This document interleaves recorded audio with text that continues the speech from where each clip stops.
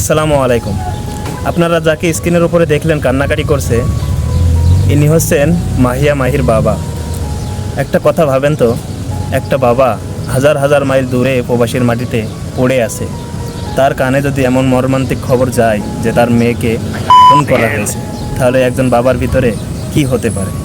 ঠিক সেটাই হচ্ছে এই বাবার ভিতরে। কাটা মুরগির মতো লাফালাফি করছে। ইনি কিন্তু একজন রেমিটেন্স যোদ্ধা, আর মাহিয়া মাহি কিন্তু একজন রেমিটেন্স যোদ্ধার মেয়ে। তাই আমি সকল রেমিটেন্স যোদ্ধা প্রবাসী ভাইদেরকে বলতে চাই, এই মাহিয়া মাহির বিচার কার্য যদি সুষ্ঠুভাবে, যদি আমাদের মনের মতো করে যদি না হয়, তাহলে কিন্তু আমরা কখনোই ছাড় দিব না। আমরা প্রবাসী, প্রয়োজনে আমরা 3 কোটি প্রবাসী রেমিটেন্স শাটডাউন করব। তারপরেও আমরা মাহিয়া মাহির সুষ্ঠু বিচার চাই।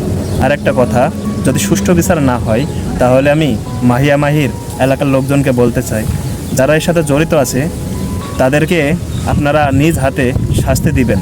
তারপরে যদি কোনো কিছু হয়, সেটা আমরা 3 কোটি প্রবাসী দেখে নেব। যদি কোনো সময়ের জন্য আপনাদের কোনো সমস্যার ভিতরে পড়তে হয়, তাহলে আমরা 3 কোটি প্রবাসী আপনাদের পাশে দাঁড়াবো। ধন্যবাদ।